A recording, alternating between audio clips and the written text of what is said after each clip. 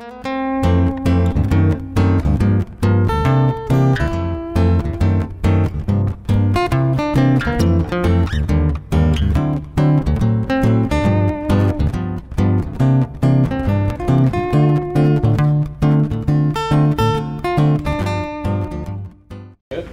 turn it over to Jim Dion here to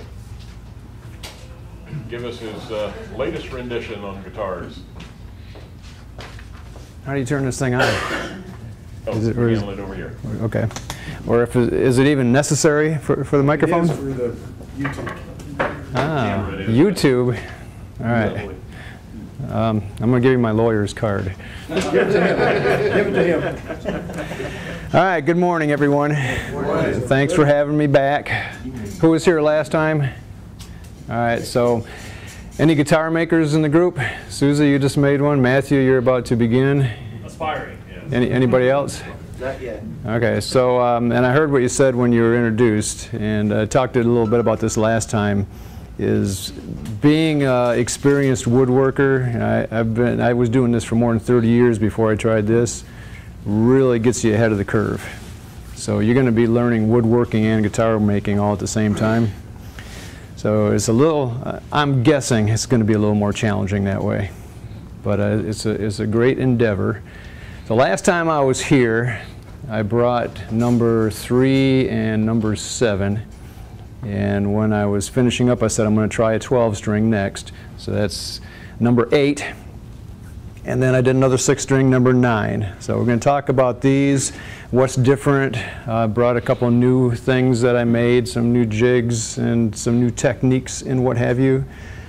And hopefully I'll keep everybody awake this morning.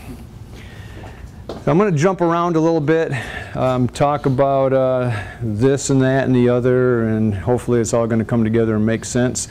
So number 7 that I had here last time, it was a piece of really mediocre rosewood and a good spruce top.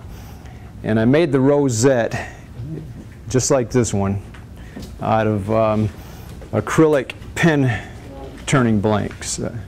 So you just walk out here and you'll see this whole rack of acrylic pen turning stuff. And when I first started this, I was just in the woodworking stores looking around at stuff, and I just, you know, there's got to be an application for that stuff somewhere, because some of it's so pretty. So I liked that one so much, I used it again on this one, only I went a little further. Did all this purfling, and we'll talk about how that's done. The tail strip, the back strip, the little heel plate. I took off the knobs off these tuners and made these tuning knobs out of that pen blank. And even did the position dots with that stuff, just try to keep a theme going. That's a big pen blank. So yeah, all in all, He bought everyone they had of that flavor. 3 of them for everything you see here. 3 pen blanks. And this stuff works so amazingly well, and I've never made a pen out of it, but I can imagine on a lathe it turns like a dream. This is a 12-segment ring and then routed round, but you'd be real hard pressed to find a joint there. This stuff is 3/4 inch wide. This is a little wider than that, so it's 2 pieces laminated together, but again, where's the joint? Just using CA glue and putting that stuff together, the joint just disappears. So routing, bending, turning, sanding, scraping, sawing, I mean, this stuff's, other than the smell when you start cutting into it. Did you do a lot of bending rather than just cutting curves? Yeah, these are, for the most part, these are just full lengths, 5-inch pieces of this stuff. So while we're on that topic, nope. Again, it's a very versatile kind of stuff. So just a couple of things. The first time I tried this was on the number 5 guitar. I used this one. It's kind of like and I passed this around last time too. It's like a tortoise shell kind of stuff. And I did the rosette with that, and really liked it. And this pattern, which is on this guitar and the other one, it's just put it on the bandsaw, like to make this stuff here and any of these flat pieces, actually everything. Put it on the bandsaw and just cut some strips to start with. How, in relationship to this thickness, how thick is that on there? The top is, No, here. I know, oh, on that, oh, I'm going to get to that. Okay, I'm sorry. Yeah, the top, on this piece here, the top is about 110 thousandths thick, and this is about half of that, route about half the depth for that. But anyway, that pattern, I've seen it called different things at different stores. That one, when I bought it, was called Storm Cloud. And just that black and white has almost got a mother of pearly kind of look to it. So it's very versatile. Now, like I said, these are basically full strips, and they'll bend around there. Now, I did some breaking here and there, because as I cut these in these little pieces, I'll encounter areas where there's just too much white and it's a little bland, so I wanted as much pattern as I could. So there are some little pieces in there. Now, you stand those on edge to bend them, or you're laying them flat and bending? Well, they'll bend in either direction, Really? but it just depends on, if you look at the whole 3/4 by 3/4 by 5-inch blank out there, you'll see that orientation and the side orientation are completely different. So there's one orientation that's pretty, one that's not so. And I want to use the more, and I guess when you turn it on a lathe, all that tends to go together. But when you do it flat, cutting them flat, there's a really distinct difference from one orientation to the other. So I'm cutting them so I can bend them or lay them or whatever in that direction. And of course, for the rosette, I was really selective, and again wanted as much of that cloudiness, the storm cloud look as I could get. So it's not just 12 random pieces. I went and selected them, and even selected them so as I joined them, the pieces would kind of blend together and continue a flow around there. So while we're on the subject of purfling, this one is all done with abalone. And all the guitars I made up to this point, we talked about this last time, I just used either black, white, black, white, black purfling, or a herringbone, which is a store-bought. What did you use on yours? Did you go herringbone the first time, or? Yeah. Yeah, and herringbone is very popular, and it's It's easy to bend. yeah, you probably rebent or pre-bent it though before you installed it. Stained it and Yeah. bent it around Yep. a bender. Yep. So the black, white, black strips, obviously you don't have to do that with. But I'm going to talk a little bit about this stuff. Last time I mentioned how applicable this would be to other things like boxes, for example. At Stuart McDonald, you can buy the black, white, black in various thicknesses and combinations of black, white, et cetera, et cetera. If you go to other sites like Luthier's Mercantile, you can actually get it in colors, strips in reds and blues and greens and what have you. So the whole process of binding, that's what this white stuff is, and purfling is a little complicated, depending on what you want to do with it. So like I said, I'm going to jump around a little bit. I'm going to jump back here. I've used the white plastic, excuse me, binding, which is very traditional, on all the instruments so far except this one. This is very flexible, so you don't have to pre-bend it or anything. You put this on with a acetone glue. Duco cement, good old-fashioned Duco cement is the glue of choice for this. And the stuff's not easy to find. You know, for some reason, you can go to Hobby Lobby and find like a half aisle of just glue, no Duco cement. So I find this at Hobbytown USA, up by Gwinnett Mall, carries it. And Howard Brothers Hardware, if you know where that is, on Highway 23 carries it. But getting harder to find. So this is something that is one of these rites of passage kind of things. You know, like when you cut your first hand-cut dovetails, is to use natural binding, natural wood binding. And you can buy wood bindings, but you know enough about me by now, or I'm going to make as much stuff as I can. I'm just very stubborn that way. I can still visualize myself 3 years old putting Tinker Toys together and my mom trying to help me, and I'm like, I'm going to do this myself. She's like, you independent little so-and-so. I don't know how many times I heard that in my life. So the binding, in this case, I brought something else that I hadn't showed you before, but basically because it's the same piece of wood. But this is a little circle cutting jig that when I made my first couple of guitars, before I made my router attachment I showed you last time, my little Dremel tool setup. Did you buy one of the Dremel tool little portable plunge router bases? It's great. Yeah, it's wonderful. You can use it for a lot of things besides guitar making. Yeah, should have brought it again today. I made my own. You know, so many of these things you look at the picture in the book. But it's only about Yeah. $50 or so. Yeah, easy for you to say. Yeah, and when I looked at it, 52 bucks at the time for the base, another 50 bucks for the circle cutting attachment, and another like 40 bucks for the little bearing guide. So I made all that stuff. So you have 3 or 4 days on making that stuff. Yeah, so it's time versus money, and again, independent little so-and-so. Excuse me. So this was a circle cutting jig, homemade, where I could get a nice sharp cut, and then I'd chisel it out in between. But I made this out of a piece of figured hickory that I had. I bought it for one of my clocks years ago. Excuse me. And had a bit of it left over. So I had some like this board right here left over, and I resawed that up and made this binding out of it.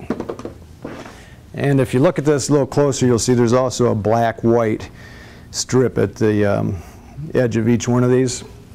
So made it in lengths, and just took a long piece of scrap board and made an 1/8" saw cut down it so I could hold that whole thing straight. And then super glued a piece of the black-white purfling along the edge of it. And just used thick super glue, put a little bead down, laid this stuff down and glued it on there. And this has to be pre-bent. And of course tested that whole process first, but it worked out quite well. And I didn't soak this to bend it, but I used a spritzer bottle. And last time I brought my aluminum pipe. You bought a Luthier's Mercantile bending machine, right? Okay. No, I mean, I just bought the. Oh, the electric heat. Okay, okay. And All right. bending it manually. Okay. No, I didn't, because I want to make different shapes. Yeah, right. And that other thing gets you into one shape, and it's very Yep. expensive. No, I just bought the hand bender. Very expensive. Yep. So an electric heating bender, right? So I'm using what so many others use, an aluminum pipe with a Right. propane torch in it. Yeah, the problem is the propane torch in your shop. I mean, Why is I'd that a rather problem? do it Yep. electrically. Yeah, I hear you. Let me interrupt you a second. The other thing another thing I got in my shop is a real nice fire extinguisher. Yeah. You never know. But these are pre-bent, and then I just lined all 4 of them up, glued a popsicle stick to either end of them, and then bend them all 4 at once, and then put them in the same form I put my sides in and let them dry there to pre-bend them. Now, a little bit about purfling, and this is a kind of a review of what we talked about last time, but I'm going to introduce something new this time.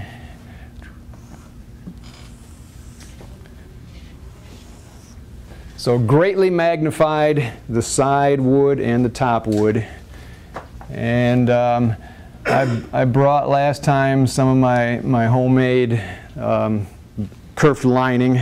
That's the stuff that's inside the guitar that gives you a little bit of glue surface to put the top and the back together. Make that stuff myself too, Susie.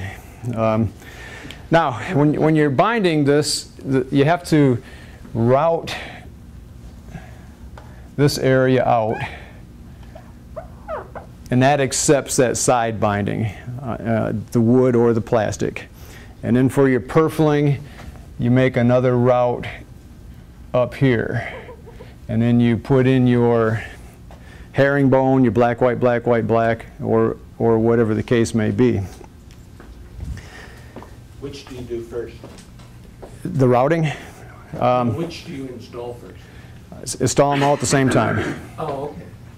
So and I brought my routing jig. I'm doing this on a router table, Susie, and I just made a little jig to do that stuff with as well.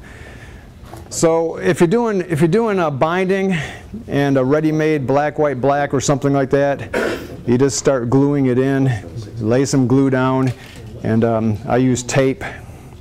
You can use big rubber bands, which just visualizing that to me would be kind of difficult. So it all gets taped into place. Now, if you want to do something like this or the shell, then there's a little different process, because these are all little pieces, particularly those shells. There's about 120 pieces of shell around the edge of that guitar, just little short pieces. And obviously you're not going to do that while you're binding. So you do it like this, and you can buy these. They're actually a round rod from StuMac.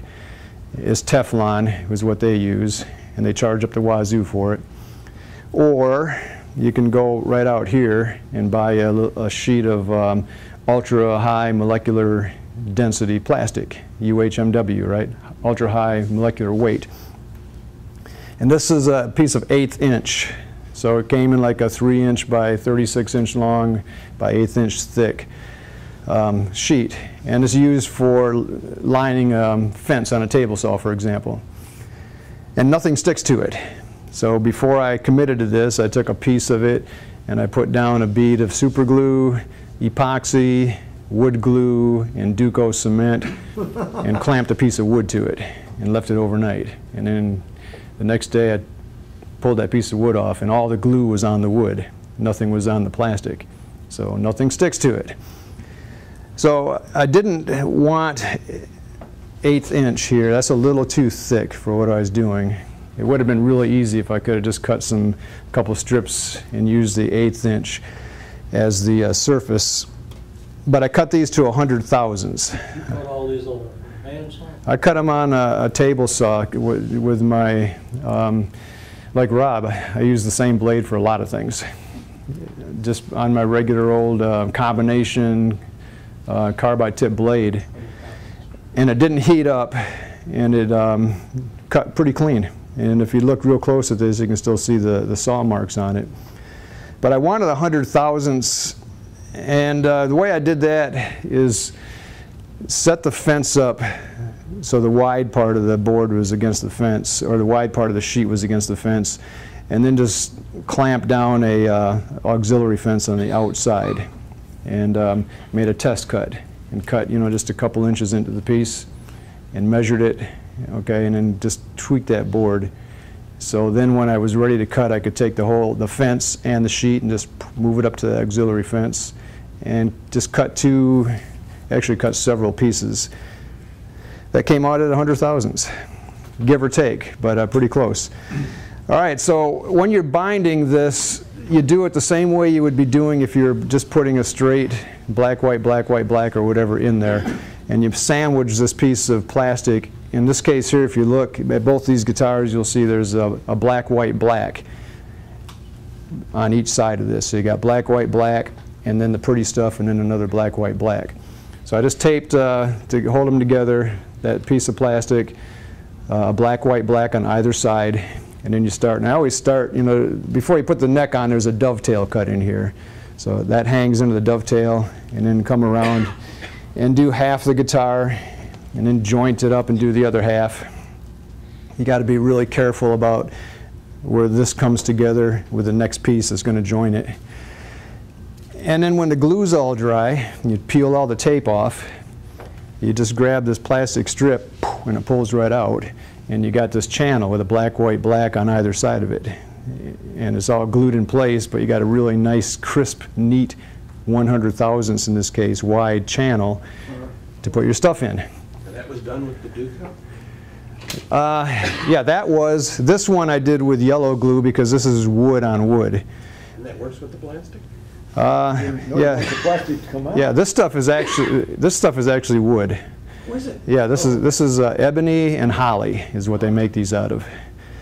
And for that purpose, the Duco is used because the Duco actually melts this plastic and it bonds to the wood. But you know, if I took this whole thing apart, I could grab put a little chisel in here and grab a piece of this plastic and peel the whole thing out. So it's not a real structural joint. But for the purposes of what's going on the top, it's plenty strong to hold these two pieces in. And then the Duco isn't going to work. That binding is a pretty significant piece of wood, and it's all pre-bent. So I did use yellow glue here. With Duco cement, one of the advantages of that stuff, I do all my rosettes with Duco, is you don't have to be neat with it. And when I'm binding with Duco, I'm squeezing and it's going everywhere. And I'm just taking a paper towel and wiping up the excess. But it's still, a lot of it gets left on the wood. But it sands clean, it doesn't stain. Every other glue I can think of leaves stains. Yellow glue is really bad for that. Super glue is going to leave a stain. So the Duco comes right off. And that's one of the beauties of it. Yellow glue, I had to be real careful, and I used excuse me one second, I used a small paintbrush to put my yellow glue in here, so I minimized squeeze out and was very careful with a wet paper towel to wipe off any squeeze out before it dried. Do you actually put glue between the strips, or just put it in the rabbet and push the...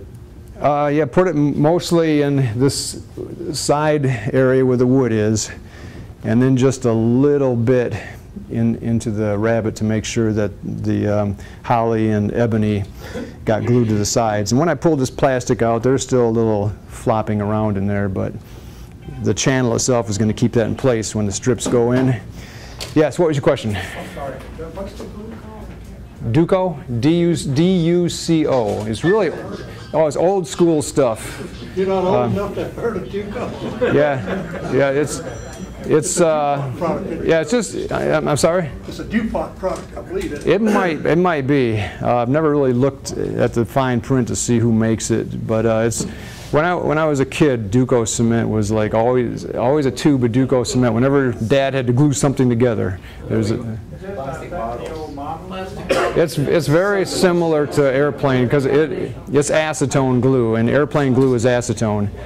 I remember putting an airplane model together when I was a kid, and I couldn't get the wing to stick on. I kept putting more glue on it, and I kept noticing this wing's getting shorter. Because it's acetone, and it literally melts the plastic. So once that's done, I pull that plastic strip out, and I got this channel. Then I can just start gluing this stuff in. And I'd use Duco for this as well, and for this purfling over here. Now this stuff, I left everything, I always leave the purfling just a little bit high. You know, I channel, this stuff is not really sure what that dimension is as this stuff's standing up, but I'm not going to route deep enough so this goes deep enough where I have to sand wood away to get down to the purfling. So I'm going to make sure I can scrape, and you scrape this stuff, scrape the purfling flush. So as visualized before I do any sanding or scraping, this stuff is standing up a little high, right? So I got this real nice channel that I can lay this stuff in. For this plastic, I just needed to glue it in, let it dry, and then I could start scraping. When you're putting these pieces together on these curves, you got to sand the edge to make sure you get a proper joint, kind of tap them into place. These things here, I'm sanding and making each little individual piece and putting those in. Now this stuff, this mother of pearl, or in this case abalone, is really, really thin. I'm going to guess about maybe 30 thousandths, something like that. Very thin stuff. So I've got these black, white, blacks standing proud of the spruce, and then this stuff goes down considerably deeper than the spruce. So what you do with this, once you get it all in place and you're satisfied with it, and I made just a little piece of wood, sanded to a wedge, so I could get in there and tap it down, tap the edge to get them butted up to each other. You get it all in, you get it dry, and then while you still have those two edges standing proud, then you just flood the whole thing with thin CA glue.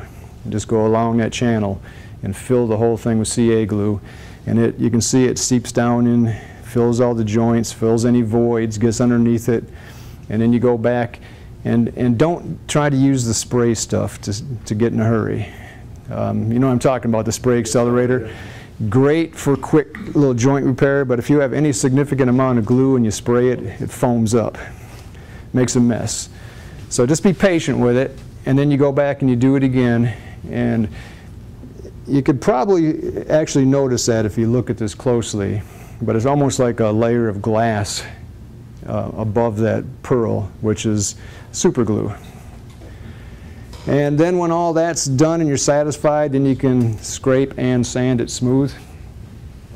So one little problem, this guitar's got lots of issues, and I'm going to do some major surgery on it, which I'm going to talk about. But one of them was, for the rosette, I did not do that. And I don't know why this one did this, because this is the third rosette I've done with this same material, and this is the only one this has happened on. But this is just glued in, and no super glue on top of it, because I routed real thin. And when I put the finish on this, and it didn't happen until about the third coat, if you look between the black, white, black strips and the mother of pearl, you'll see a green tint on the wood. And for some reason, the color in the shell bled into the wood. And my wife says, well, it's kind of pretty. And you could actually just tell people you did that on purpose. But I think it's ugly. I think it looks horrendous myself. I don't like it. It's just the right angle Yeah. to see it. Yeah, so it was just, and again, it didn't happen until the third coat. So I'm not sure. It was just some kind of an anomaly there. All right, so if I was going to be making a box and I wanted a fancy edge to it or something, or any trim anywhere, this is a really good method. And you could cut your own in veneering. These little thin strips are called filete.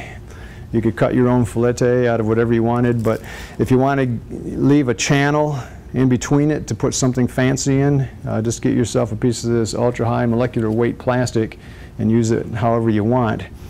And for whatever application you need something temporary that glue's not going to stick to. This stuff is really amazing in that regard. Any questions on any of that stuff? Okay, we're all good? Matthew, you getting all this? Okay. You need some help fixing that? Because I'll come later. Okay, so this journey that I'm on here with guitars, you know, it's like so many other things. What's wonderful about it is there's so much to learn. And if you're turning or building furniture, whatever, you know, that's the fun. You can just keep learning more and more and more. And this particular stuff here, through 9 guitars right now, I would consider myself, I might remove the word rank from beginner, but still a beginner to be sure. And it's trying my patience, and it's exposing my weaknesses, which is all good. So one of the challenges, we'll get away from woodworking for a minute, we're going to get back to that, is the musical instrument part of it. So as I said, having been a woodworker in so many elements of that for so many years, the woodworking part of this, understanding how the wood works, the glues, the finishes, joinery, all that stuff, you know, that made it easy. But making an instrument that somebody is actually going to want to play is what this is really all about. And there's so many subtle things. The bracing on the inside of the top is critical. Did you scallop your bracing? Of course. And I keep playing with that. This one, I removed about 15% of the weight from the braces from what I've been doing, and it worked out really nice. And one of the things that's been challenging me is the intonation and the action. So action is how easy is it to play. You know, you can get the strings too far away from the frets, and it's like trying to play the Golden Gate Bridge. So action and then intonation is how accurately it stays in tune. So when you tune these things up, I use a chromatic tuner. So for example, that's an E. And then at the octave, the 12th fret, that needs to be an E. And then I'm going to use the 3rd fret because that's a real critical one.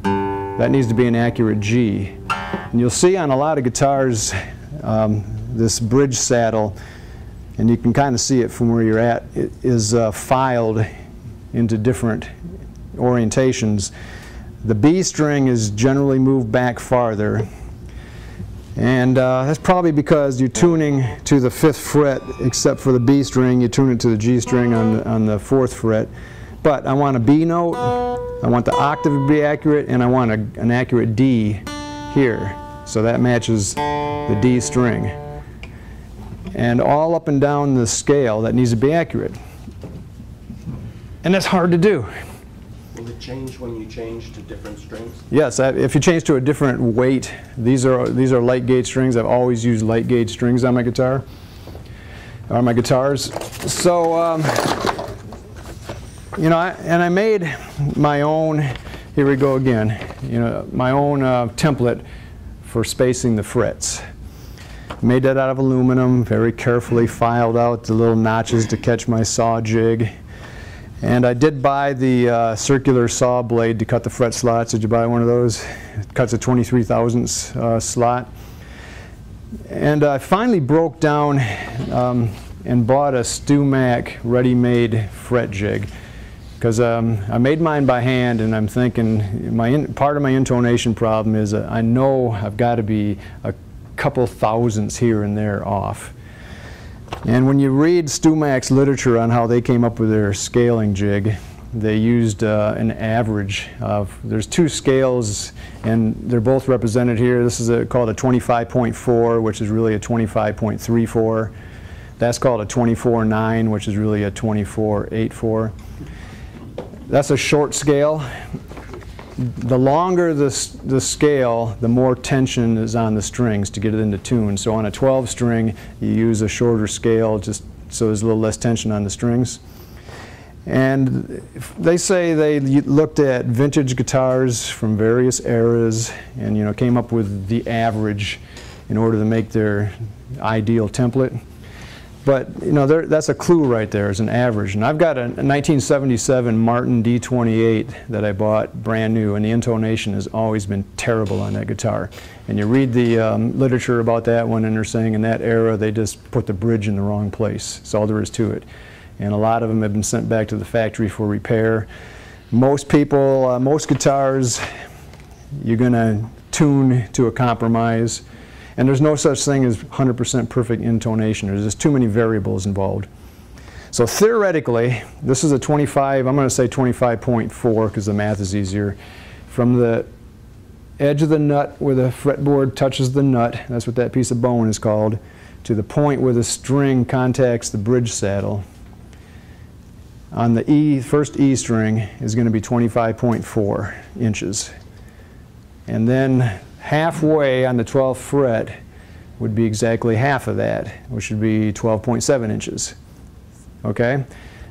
Now in order to make this note, I got to press the string.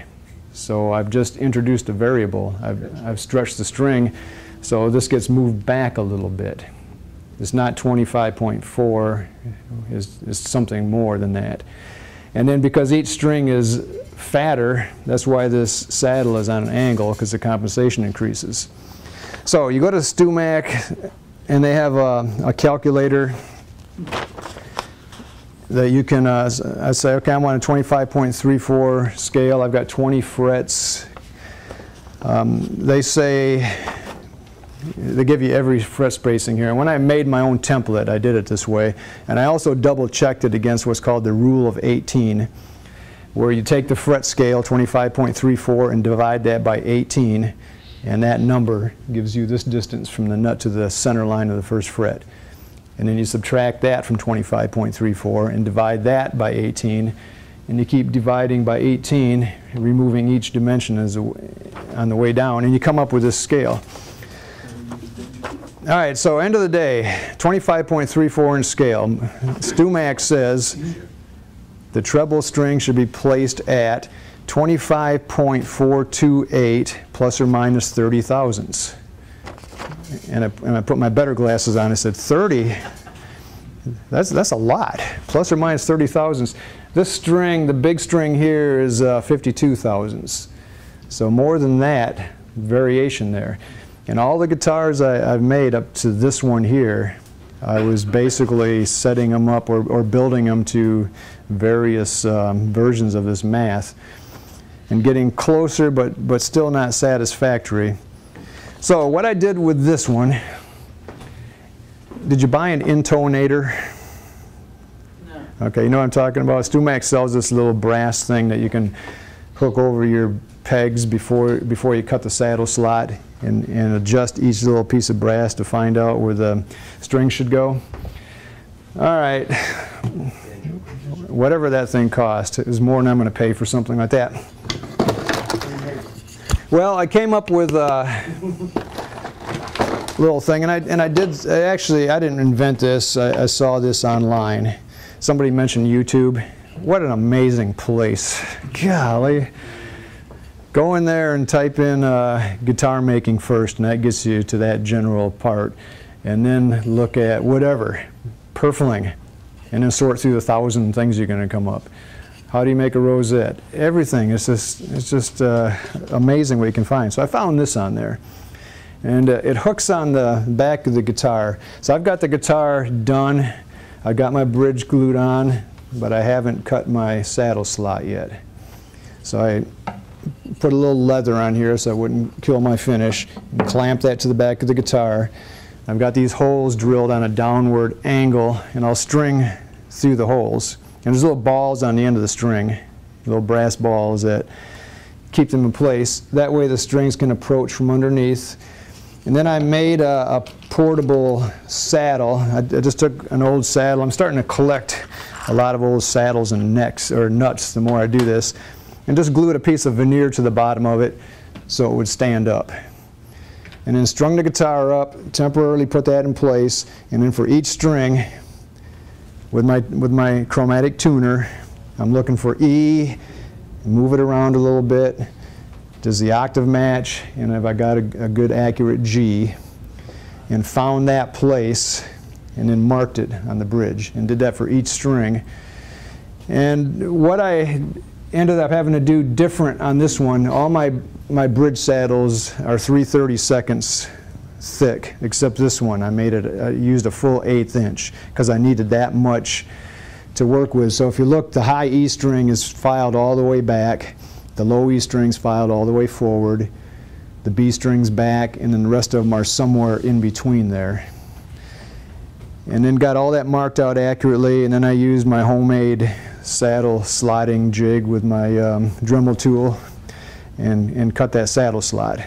And then filed the saddle to these dimensions. And this is my secret dimensions. But the low E string, StewMac says it should be 25.553 plus or minus 30 thousandths. I'm at 25.453. So not quite as far back as they recommended. And I've just logged those dimensions in, so hopefully next time I make a guitar, instead of going through all that, I'll just cut to these dimensions. But this one came out just really nicely accurate. So I think it's still in tune, but if I play a D chord, my D matches the D string, my A matches the A string. If I'm playing a C, I get a C note on the A string and a C note on the B string. I mean, it's all very important stuff. There's nothing more frustrating than playing a guitar that doesn't tune. And every chord you play, you can tune to, I play a lot in D, so when I'm playing like my old Martin, I'm going to make sure my D chord is accurate and everything else is just a little out of tune. So this guitar over here, I did a short scale on, and I made my own short scale for it. And this is the guitar that made me say, okay, I know how stubborn I am, but I'm going to have to buy something. So I bought the StewMax scale, and it's a double scale, a long scale on one side, short scale on the other side. Used the long scale for that and removed that variable from it, which helped. But this is my homemade scale, and 12 strings are really hard to keep in tune. 12 string is just like a 6 string, only for each string there's an octave. So for the E string, I've got the typical low E, and then an octave string. And they have a very unique sound. Very pretty. I've owned 2 12 strings over the years. I still have one from years ago. I always liked this 12 string. You hear how different that sounds than that 6 string? All right, but it's not accurate, and it's not close enough, and I'm not satisfied with it. And I don't like that green stuff there, and I'm not particularly satisfied with my inlays, so I want to do all that over. This, by the way, fingerboard is bound. That's very common to see a bound fingerboard. Most of them that I make I've left bare on the end. Just a matter of preference, and it's an aesthetic. So, part of guitar making is guitar repair, and the way I'm learning repair is to have to correct all the mistakes I'm making on the ones I make.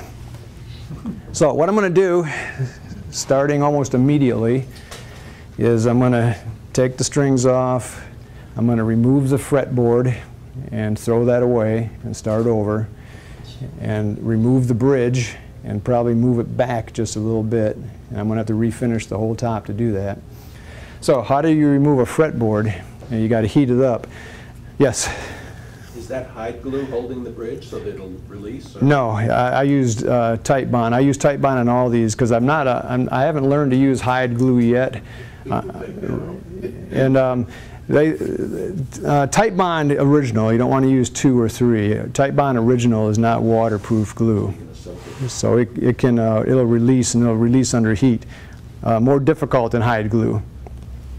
But I've removed a couple necks off older guitars, and one of them off my number 2 guitar. I'm going to do some surgery on that one with tight bond, and it comes off, but it's a little difficult to do. And you heat this up, and most people use an old iron. My wife gave me one of her old irons, and it's a flat iron. This is a radius board. So StewMax sells a device to remove necks with, or to heat for removing necks, and they want $80 for that thing. And I'm like, come on. So I have access to a machine shop, and I can scrounge some stuff. So this is a block of aluminum, and it was 3/4 inch thick, so I laminated it and put a couple together to get that good mass. And then this is cut to a 16-inch radius, which matches the fretboard. You would use a compound radius on an electric guitar, and if I ever get into electrics, I'll start getting into that. But this will match the radius of the fretboard. Heat this on a hot plate. Put a little meat thermometer. I made a hole for my thermometer, and you want to heat this to 250 degrees minimum, and not hot enough to burn the wood, but you got to get it hot enough to release the glue. Yes. Oh, I thought you had a question. So this is cut to the radius, so when I put this on the fretboard, I'm going to get a good even heat. And just using a spatula, you heat and start releasing the fretboard. And usually when you're taking a neck off a guitar, you're leaving the fretboard on it, so you start heating from this end. And that's really hard on the finish. So I'm thinking if I heat from this end, I can introduce my spatula straight in instead of having to come in from the finish, and hopefully not do too much damage here. But anyway, that's got to come off. So this thing didn't cost me anything except rod and nuts that I always have in the shop anyway, and a piece of free aluminum I scrounged from the machine shop. So just one of these little easy things to make. It's like, God, why would I spend $80 on something like that? Kind of a thing. Theoretically, is it going to take you as long or twice as long To do what? to repair that than it was to make the original? Oh, well, everything's already made. I know, but still. But it's still going to take a while. That's what I'm but just saying. It's going to take you at least as long to repair it as it did to make the whole guitar. no, because you know, I'm not making the back and the sides. I'm not carving the neck, any of that kind of stuff. I'm going to take the fretboard off and make a new fretboard, and I'm going to take the bridge off and move that back, and I'm going to try to salvage the finish on the back and the sides, and just have to refinish the top. Which, by the way, let's talk about finishes for a minute. Here we go, jumping around again. This is water-based polyurethane, Varathane product that I bought right here. And this is conventional nitrocellulose lacquer. Two different finishes, and I've used both of them back and forth. This is my second water-based guitar. It's a nice, hard, attractive finish. And they have their advantages and disadvantages. Biggest disadvantage for me on lacquer is it's dangerous. It's flammable, it's all get out. It's got an extremely low flash point, and it's also dangerous to breathe. You got to respirate and ventilate. And one thing I don't have is a proper spray booth. So one day maybe I'll have a proper spray booth, but I'm sticking a fan in my shop window and spraying. Now for both of these guitars, I bought, and I was going to bring it and I forgot to throw it in the box, I bought a low-end Wagner HVLP painter. Otherwise I've been using a conventional touch-up cup gun for these. And that thing is really amazing. Anybody got one? Anybody doing HVLP at all? Yeah, it works pretty nice. It atomizes good, it puts a good coat of finish on quick. And when I bought that Wagner, the whole thing's made of plastic. The gun's made of plastic. It's got an aluminum cup on it, but everything's plastic. And one of the warnings on there, you know, at the store I bought it in, the guy's saying, "Oh yeah, that'll work great with lacquer." And and you get it home and you read the manual and it says, "Don't use anything with a flash point less than 70 degrees." Well, all nitrocellulose lacquers have a flash point that's usually below 0. Never seen one higher than about 20 degrees because of the acetone in there, right? So I called the factory, and I know the answer to that because you know, I'm involved with finishes all my career at work. But I asked them anyway, and you know, they confirmed my my suspicion is that the plastic. You ever cut PVC tubing with a saw? And the chips start sticking everywhere because of the static electricity. So liquid moving through, and just like air and sawdust, if you use PVC tubing for your dust collector, you know, they recommend running a ground wire through it. Just the liquid moving through that plastic gun is going to create static, and they say you could get a discharge and ignite your lacquer, which is a very real concern. But I took a chance with it. So I sprayed this guitar with lacquer with that gun and didn't have any explosions or fires or anything like that. So it's probably not as chancy, just like grounding your dust collector. If you start reading the literature on that, contemporary thinking is that's not even necessary, but old school is no, everything's got to be grounded. But just be careful.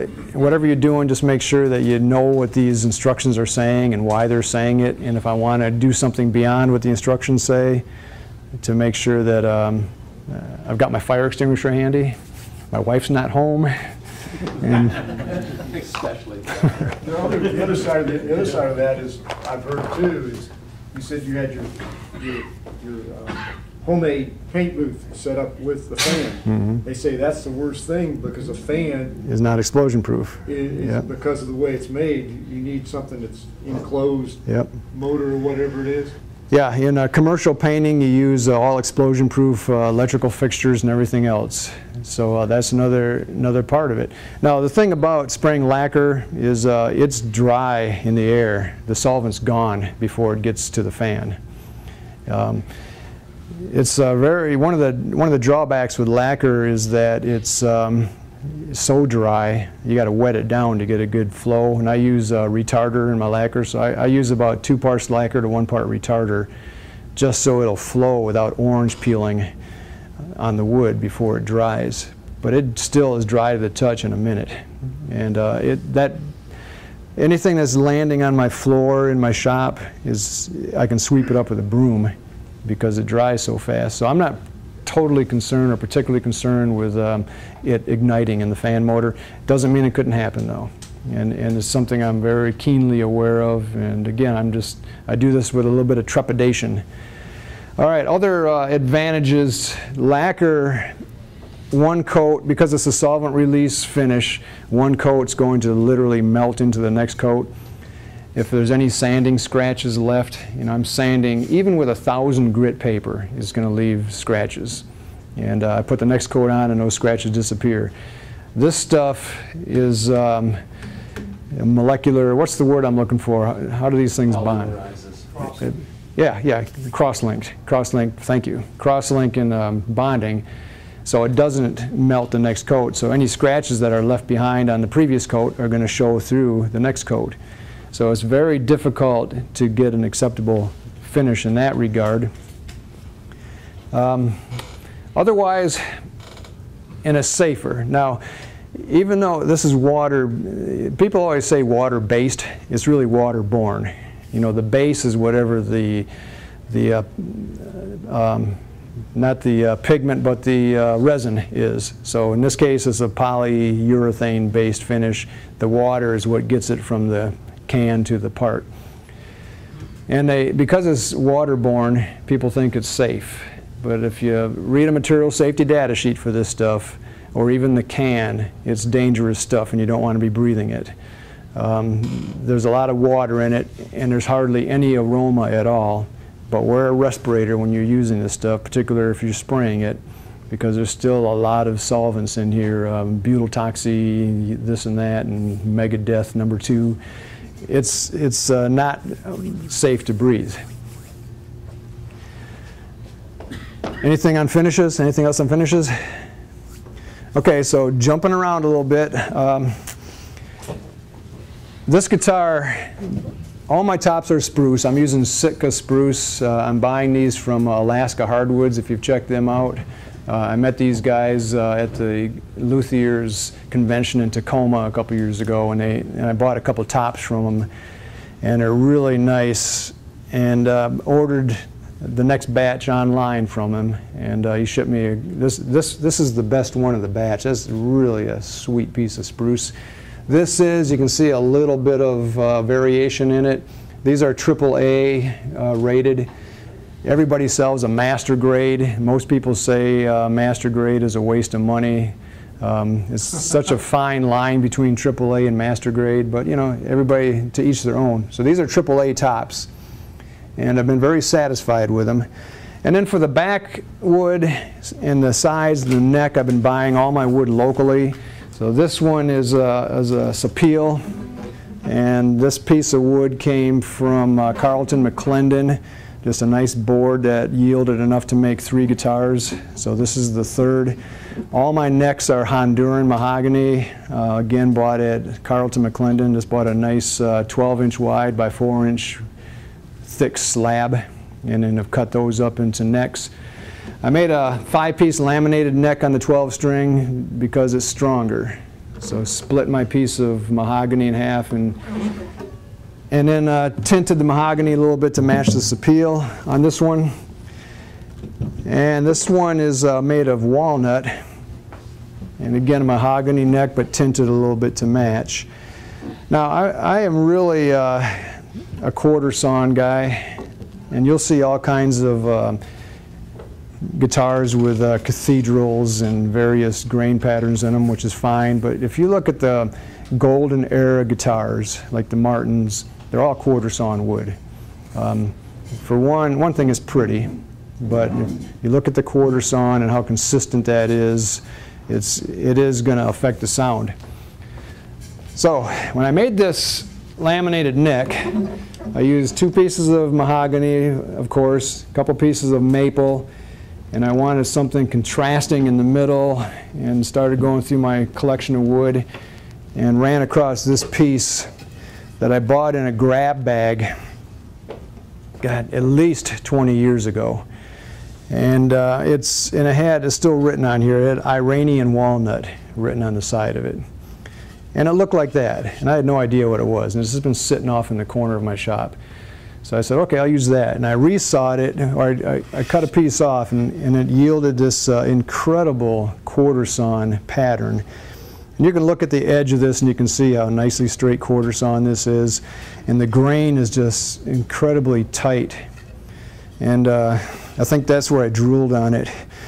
And I thought, you know, I'm gonna make this guitar out of something like this if I can find it. And I went over to Carlton McClendon, and the closest that he could come up with, and I looked online. I'd be really leery about buying wood like this online. And I never even found anything called Iranian walnut, but I found what they call Persian walnut, which is probably the same thing. So I wanted that look, but Richard over at Carlton dug around and he found one piece of wood that yielded enough to make this guitar. And this is very nicely quarter sawn, not as tight as that one, but pretty good. And it was wide enough to get, these pieces have to be a minimum of 8 inches wide for what I'm doing with it. So this piece was about 8 1/4 inches wide and long enough to get the sides out of it. And it was just barely 5/8 thick, not even a 4/4 piece, but I was able to carefully resaw it into 4 thin boards. And it came out really nice. I just am so enamored with that piece of walnut. What's your resaw target? Well, the finished thickness, the sides are 80 thousandths. I thickness them to 80 thousandths. The back is 100 thousandths. What is that in inches? Well, 100 thousandths is 1/10 of an inch. So an 8. Really? Yeah, and 80 thousandths is, you know, a little less than that. So I'm going to resaw them as thin as I can and leave enough so I can plane the saw marks out. And I explained last time how I'm doing this on my planer, my portable planer. And I've always set my planer up back when I was making clocks and needed thin laminate pieces for the gears. So I can actually, on my portable 12.5-inch old Delta planer, I can go down to 80 thousandths on that very easily without splitting or breaking the wood. So anyway, that's what that wood is, just a nice piece of quarter sawn walnut. If any, I'm sorry? Hold that still so Dan can get close up to that. Well, it's not focused very close. Yeah, see if you can get that next to it. If anybody can find a piece of something like that, give me a call, and I will pay handsomely. That's one place where I don't make stuff. I don't grow my own trees, and I will spring for good wood. And that's the way I've always felt. You know, tools and stuff, if I can make them, I'm going to save money, and I'm going to save the money so I can buy decent material to build with. Are you seeking that quarter sawing just for looks, or do you believe it really makes a difference? Oh, it makes a difference in the sound. You know, if you take a piece of plain sawn lumber that's got cathedrals in it, and sometimes that's a good aesthetic, and you'll see guitars that are made out of all kinds of curly woods and what have you. But it is going to affect the sound, just the way the vibrations affect the wood. And you know, the tops are always quarter sawn. More specifically, they're quarter split.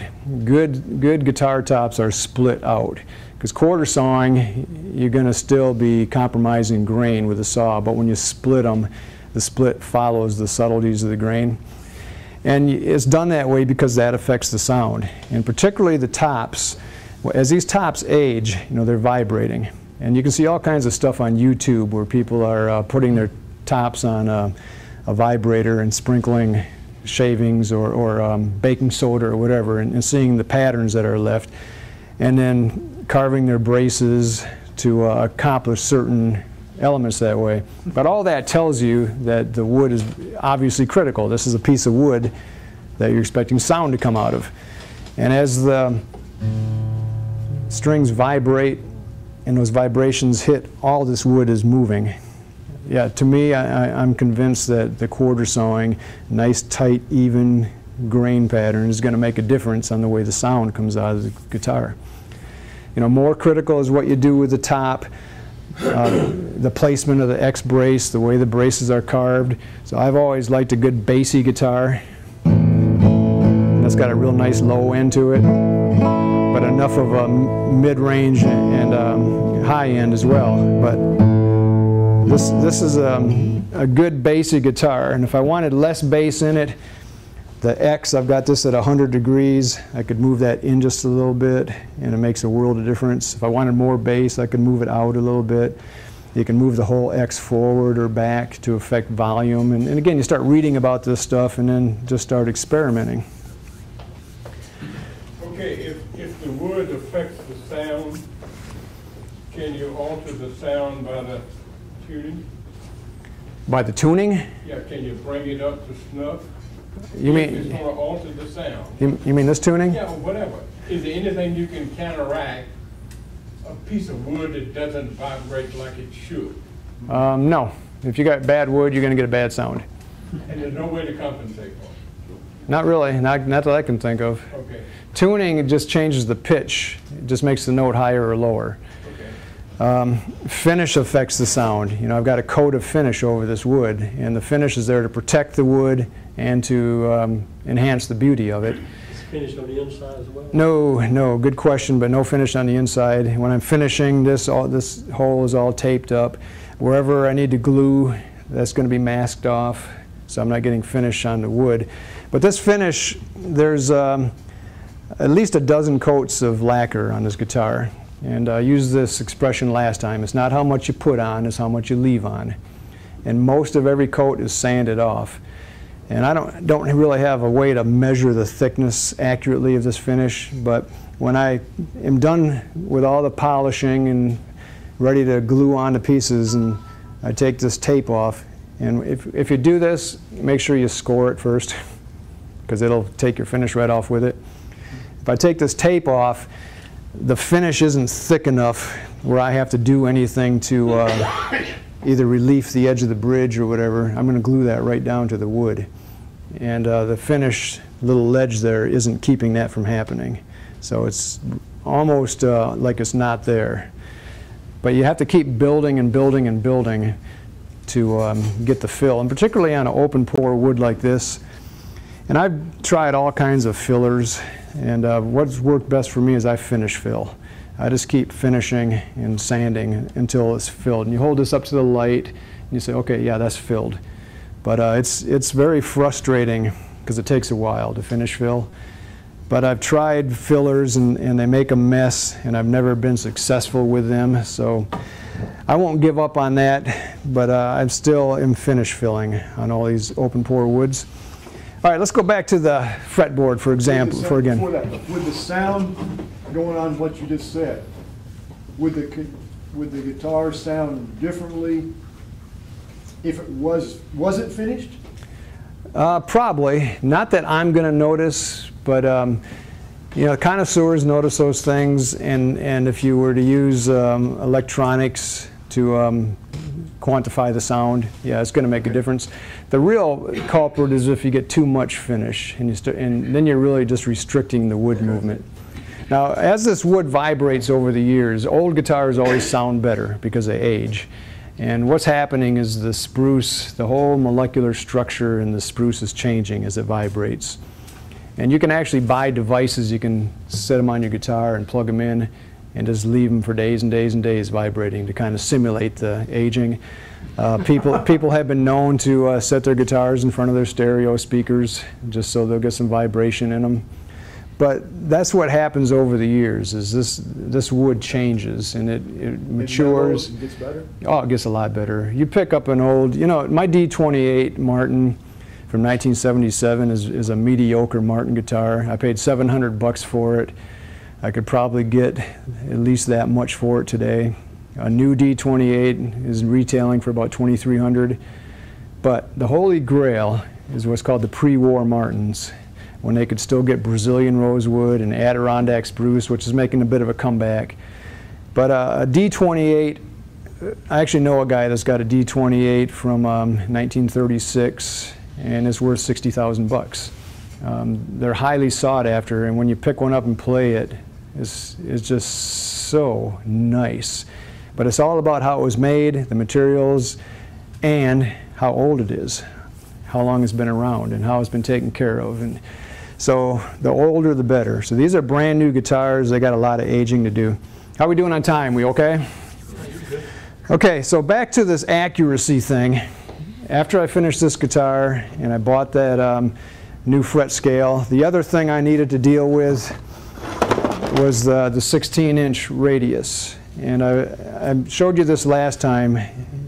Something else I made you can buy, but this is a 16-inch radius sanding block. And I would start with all of my blanks 2.5-inch wide by 1/4-inch thick by about 24-inch long piece of wood. Put it on a good flat surface, like a piece of MDF is plenty flat, and then sand the radius in it. And I made this with this where it's got some stops. So when I get down to where these are actually on the MDF, it's not going to sand anymore. And it was reasonable. But this introduces a lot of variation. The varying pressure I'm putting in it, even though I've got these stops, in the process of it, I'm going to put low spots in it. And if I look down one of my older fretboards before I fret it up, if I double stick tape it to my joiner table and sight down it, I can see a little bit of variation there.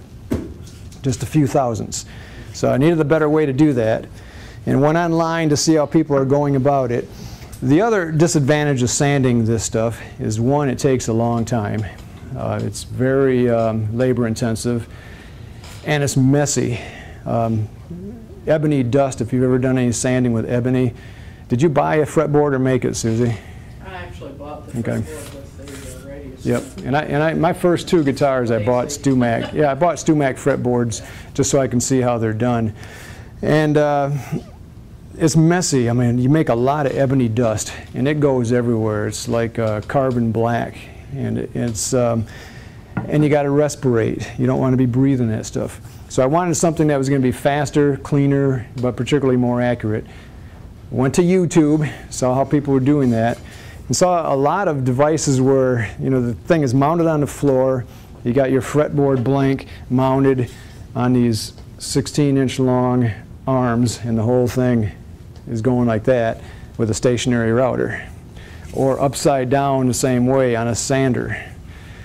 And came up on a couple of versions of this. So what we have here is, this is the base. This, I cut the ends at 15 7/8 radius, and then added a piece of the 1/8 thick ultra high molecular weight because it's nice and slippery and tough. So I got a 16-inch radius. And then this part just rocks back and forth. And then I made a router base that will accept my DeWalt router, and just some PVC pipe bent around there. Had to do a little bit of heating and bending so it'll stay there. Now, to put this together, the first time I made this, my prototype, I used 3/4-inch black pipe, just good old plumbing pipe. And then I put my router on with just a piece of 1/2-inch aluminum finished flat on the bottom, and a feeler gauge, and went up and down the length to see if I don't want any deflection in the middle from the weight of the router. And I was really surprised that the black pipe was deflecting a couple thousandths. And I said, well, it's probably just the pipe. And I didn't have this fixed on here, so I turned it upside down, and I said, now I'm probably going to get it a couple thousandths high in the middle. But no, it was low again. So the black pipe was actually deflecting. So Those aren't going to deflect. went to my machine shop buddy, and this is actually a shaft stock, fan shaft stock.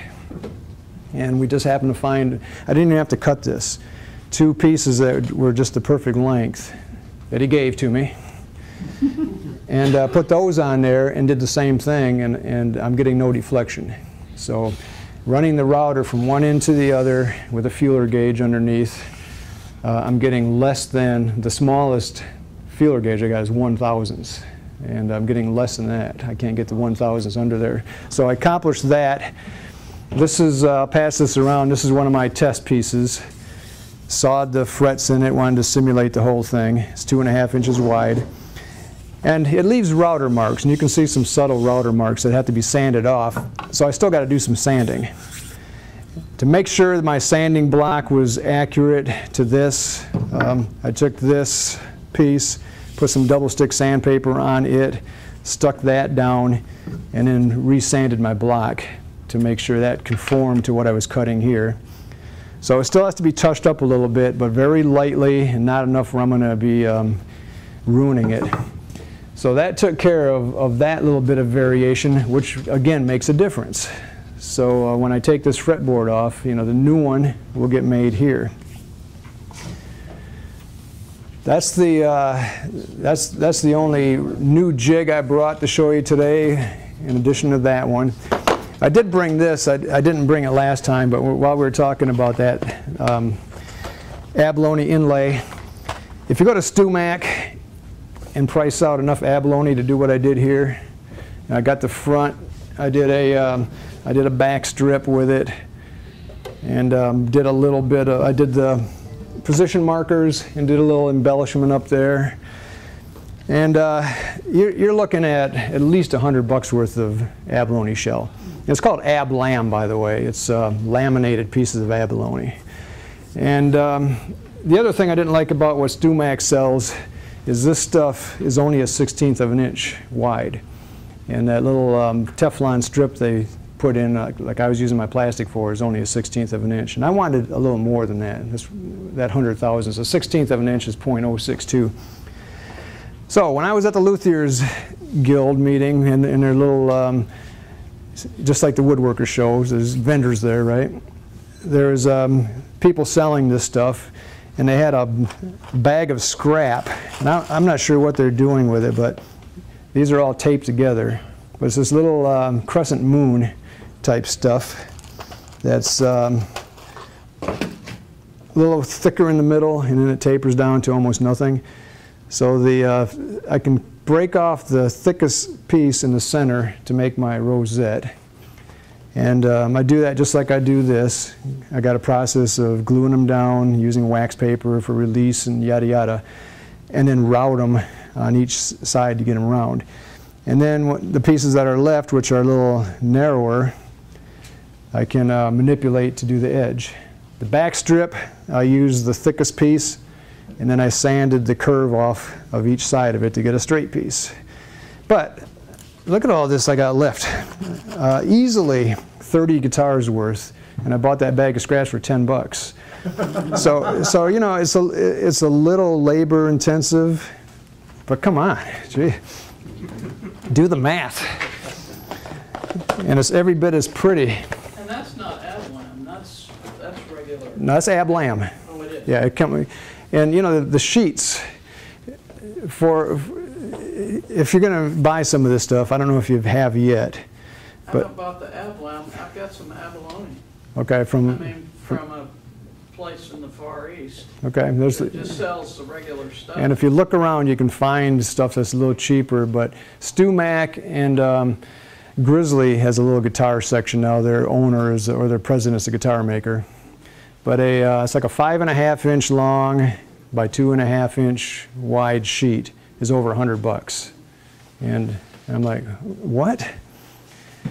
I did find a place that will sell those same sheets for like $30, but they got a minimum of $300 purchase. But still, it would be worth it if you want to buy it that way. And I eventually probably will if I make any more than I got enough of this stuff for. But when I saw this bag of scraps and it said $10, and I said, what, $10 for each one of these little sheets? No, $10 for the whole bag. And I wish I would have bought all they had, to tell you the truth. But, You will next time. but they had mother of pearl the same way, and I don't know what they're cutting out that yielded all those scraps, but they're all matched too. All those things that are taped together are in matched sets. So really interesting buy. All right, what else haven't we mentioned? See what else I brought. I do use 2 different sanding blocks. This one doesn't have the stops on it, and what I'm going to use this one mostly for is leveling the frets. And if you do a good job on the fretboard and put the frets on properly. Last time, Susie, I brought my homemade fret wire bender. And you still are going to have a little variation, and you put a straight edge, you span 3 at a time and see if there's any rocking there. And if there is, you got to do a little leveling. So you level the frets, and whenever you do that, you leave a flat spot on them. So you have to re-crown those. And initially I bought this recrowning file, or this crowning file from StuMac, and it's got 2 different radiuses in it, and it does a pretty good job.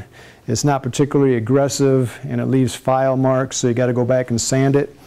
So looking for an easier way to do that, I just took a piece of wood and put a 1/16 inch bullnose bit in my router and made a pass, and cut these in half, or cut these in these little pieces. And years ago, and I still have some of this left, and I think they might still have it, but when I was first learning how to sharpen my chisels, I went to Highland Hardware, as they used to be called, and they sell this silicon carbide dust, which is intended to sprinkle on a piece of flat glass so you can flatten your stones on it. So what I did is I laid a bead of super glue in there and sprinkled some of this stuff in there, and then just took a round piece of wire and kind of pressed it flat and let it dry up, and use that to recrown my frets. I'll pass that around. It works really well. It's aggressive enough, and it doesn't leave the file marks. Yeah, so there's tons of it, because Elberton, Georgia uses tons of it. okay, that would work. Silicon carbide is what they called that. For making my position dots out of this stuff, I was looking around for some plug cutters and couldn't find any. You know, these are only 3/32, and these are quarter inch. Quarter-inch plug cutters are pretty common, but 3/32 couldn't find one. So I went to trusty old, what's the name of that import place? Harbor Freight. Yeah, trusty old Harbor Freight. And they sold a set of these leather punches, is what they are. And they're like $4. So if they don't work, who cares? Put one in my drill press, and just perfectly, here's another thing you can do with that pen blank. Just perfectly cut these little circles out. And they're still plenty sharp. I'm sure I'm going to get a lot of life out of them. And I got like 6 more sizes that I'll never use. But that worked pretty good for that. So when you're looking for ways to do things, you just got to look around and you see, okay, what do I want to do? And what can I find on the shelf of any of these kind of places that I can do that with? Yes? Do you press your frets, or do you hammer them in? I hammer them in. And you can buy a fret hammer for doing that, or you can pay, they're all the way up to $5.95 now at Harbor Freight for a jeweler's mallet. It's got a nylon and a brass side. And that worked pretty well for that, but I do tap the frets in. You can buy these arbor presses, or even some vice grip type things that have various radius parts to do that in. All right, so what else? Let's see. I think we've covered it all. I know I'm forgetting something, but can't imagine what it would be. What's the purpose of putting round things in there? These? Yeah. No, well, they are decorative like that, but they're always in the same places. And they're this is the octave fret. That's got 2 of them, and where they're placed, and I really can't explain perfectly, but they're references for markers where to fret. This is the 5th fret, and for some reason the 7th fret has 2. Anybody know why? Any players in here that know why there's a double one? It's always a double one on the 7th fret. If you're doing something decorative like that, the only... 5 plus 2. Hey, good. Those are all the same, but they just get a little wider and narrower as they go up the fretboard. And then you have side dots on the play side that match the same. And sometimes where there's a double one, you'll see 2 side dots there. Most of the time it's just a simple single side dot. But good question. I think I mentioned I cut these out of that acrylic as well. These had chromed, similar to that, knobs on it. These are called keystone knobs.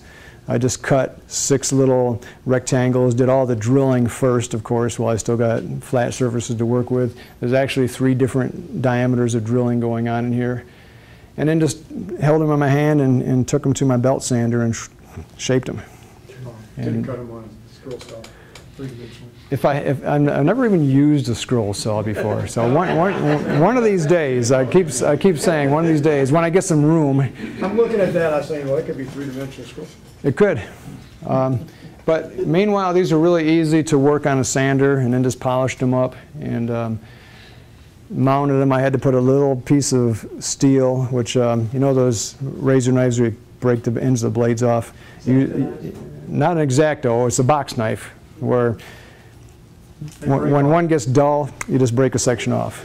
Okay, so the little tiny one, I broke off 6 little sections of that and then ground them to these little rectangles that I mounted on the inside hole, because there's a square, there's a flat on the peg.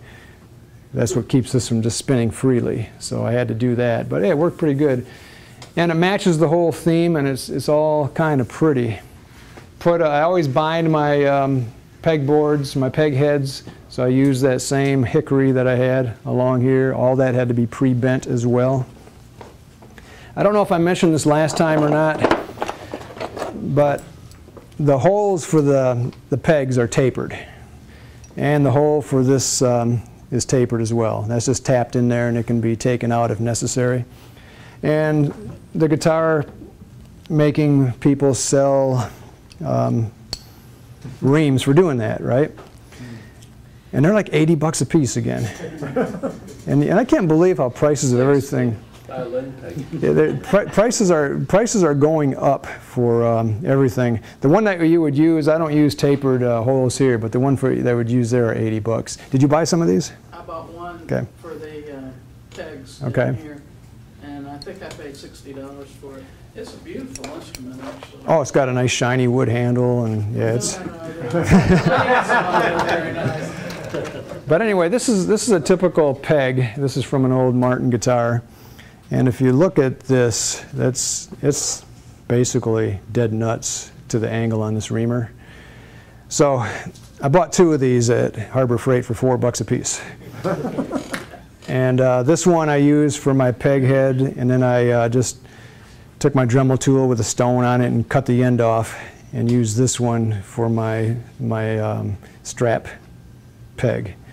And the ream matches precisely what I'm trying to do with it. So works out great.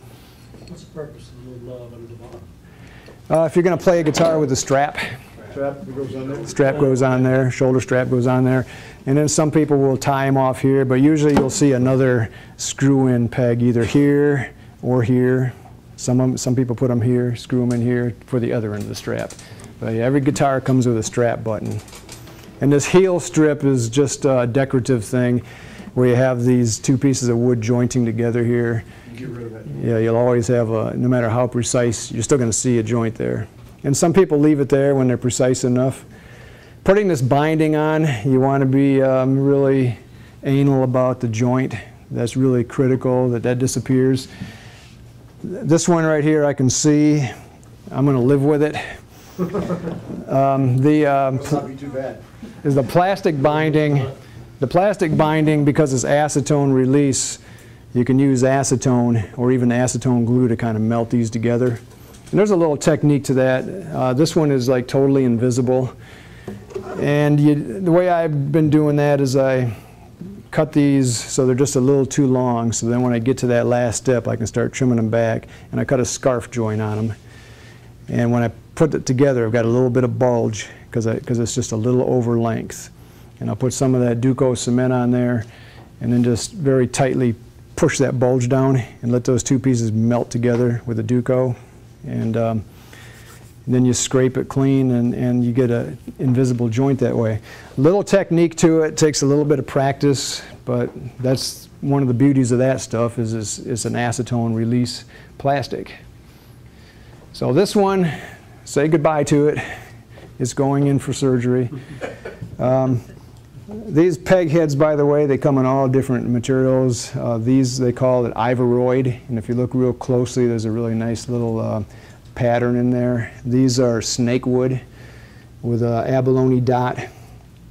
So this whole thing gets salvaged except for the fretboard, and then I'm going to move the bridge, and then we'll see how that comes out. And again, what I'm after there is I got to improve the intonation on that guitar. It just doesn't tune accurately, and it's frustrating to play it that way, and it's not close enough where I even want to compromise with it. So I'm going to learn my lesson on that one. And I applied what I learned here, and it worked out well. So that's progress. So, like I said, it's trying my patience, it's exposing my weaknesses. Part of those weaknesses is how I'm equipped in my shop. A lot of things I could use and would buy if I had room. You really need a proper buffing wheel, you know, big bench-mounted 12-inch buffers on each side to properly buff these guitars.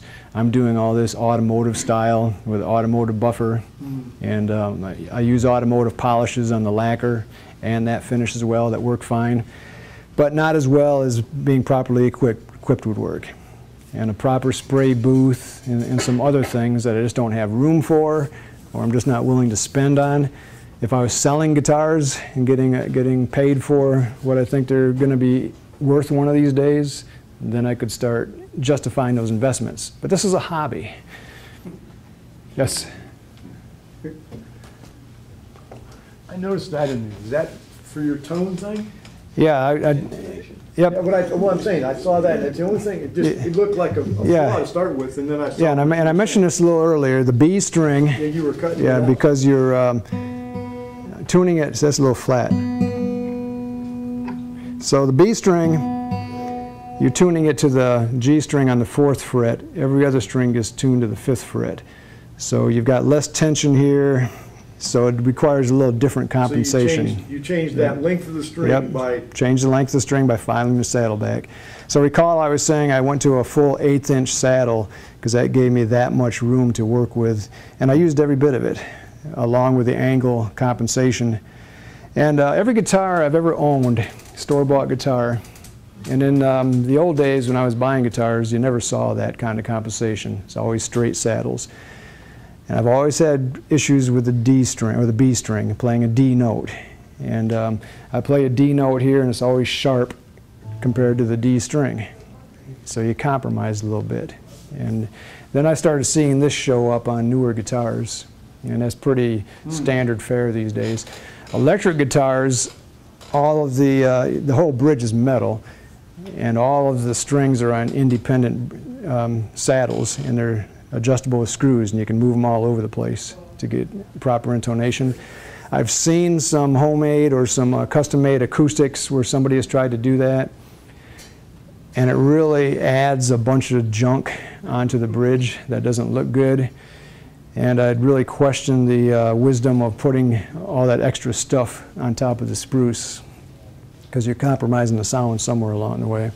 So you just have to, again, there's always a compromise. There's no such thing as perfect intonation, but you can get really, really close. And this one here, I got really, really close on it.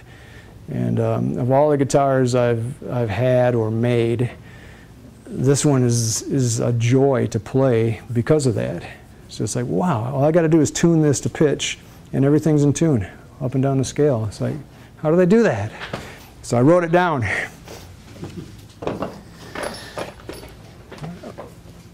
That one may end up with a hunk out of it too. With a what?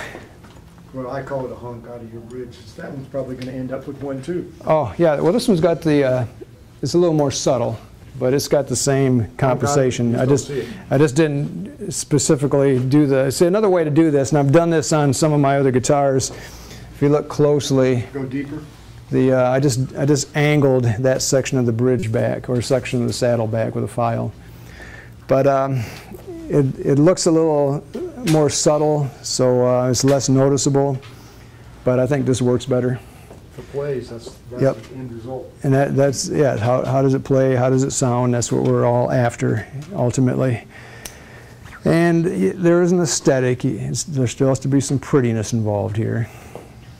But that's all I'm working on. And I was mentioning to Susie earlier, I've only got one form. Last time I brought that big form for you build a guitar in a form. And I'm only making one shape because I'm practicing, and I'm doing it over and over again, trying to get better at everything from finishing to fitting, how smooth is everything sanded. Even on these, if you look in the light, you'll see little variation in the sanding, like where I was leveling my binding. I sanded a little bit into the side here, so I'm trying to get all those little details worked out. And then we'll venture into some other shapes. Maybe. Or I might get bored with the whole thing and go back to furniture. And if I do, this has been a great learning experience. I've picked up a lot, but for now, it's still challenging me, and I'm still not where I want to be yet, and I haven't lost interest yet. So I'll make another one, and another one, and another one, and there's only room for so many. So I actually am giving them away as I make them. Yes. I know you probably mentioned it first time, but how do you measure 25 and 654 or whatever? You know, I can understand how to do it, like with a caliper for an inch, but how do you get? Well, there's all kinds of things you can buy for that.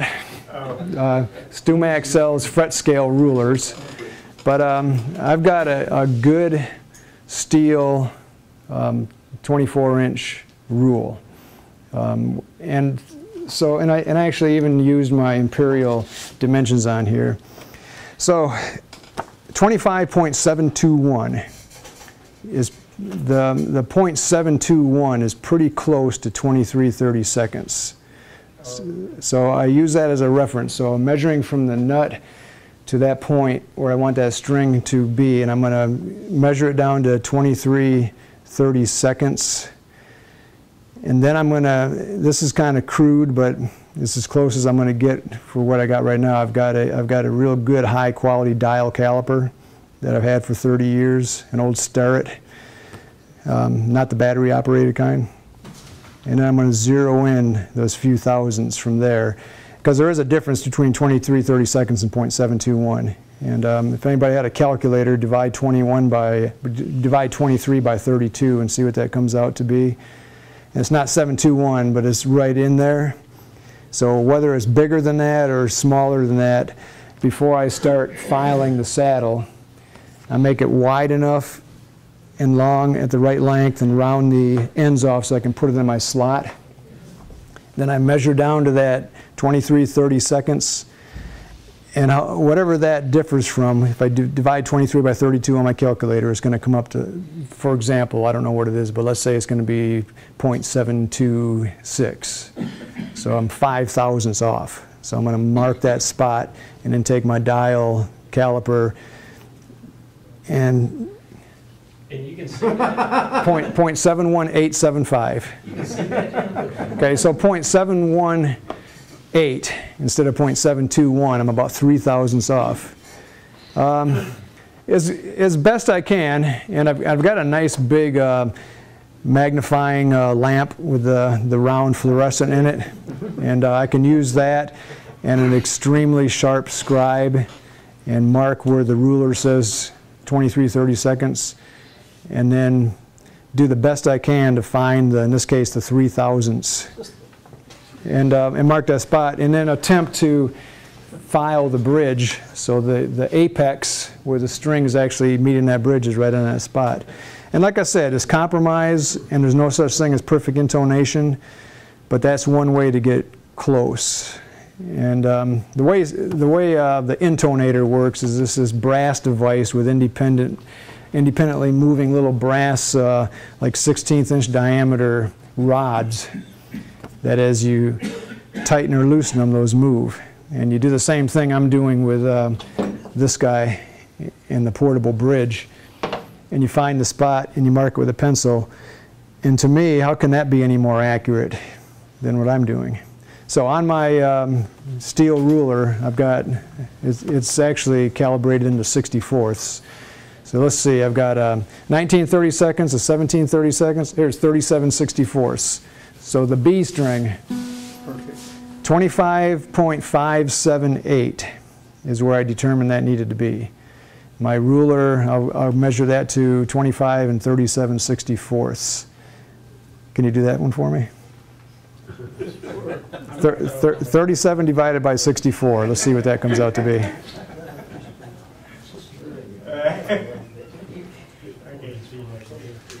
Okay, 0.5781. So this needs to be 0.578. Close enough. So that's a tenth. That's a tenth of a thousandths off is what that's called. That's a 10 thousandths difference. So this will be 27 and 64. Close enough.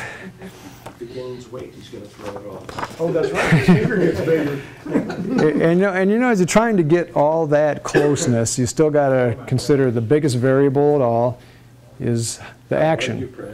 And the closer you can get these strings to the fretboard, not only is it easier to play, but then you're introducing less variation. So that note that, or that dimension I got, so I can get it, I want to get an E, I want to get an accurate octave E, if I play the harmonic. You hear that with a pick? Harmonics are, there's 3 frets where you'll hit harmonics. So I can play an E note, and it's in tune to my electronic tuner. My octave's in tune, my harmonic's in tune, and then the big moment of truth, G. And G is always sharp, and this one is still just a tad sharp.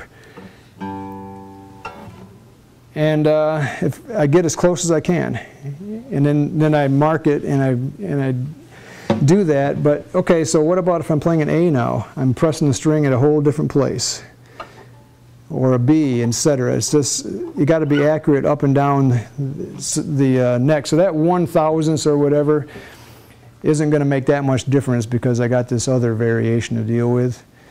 So you want to get the action right, and then do your measurements, and you can get close.